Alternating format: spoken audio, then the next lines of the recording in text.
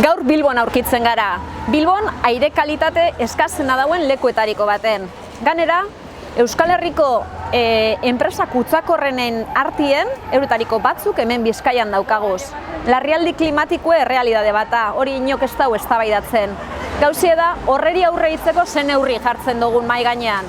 Euskal Herria Bildu indartzu egondan lekuetan, neurriak eta alternatibak jarri duguz mahai gainean. Eta ganera, mugimendu ekologistarekin egon gara urte askotan zehar elkarlanean. Zure kezka, planetaren etorkizuna badan, zure konfidantza da eskatu nahi duguna.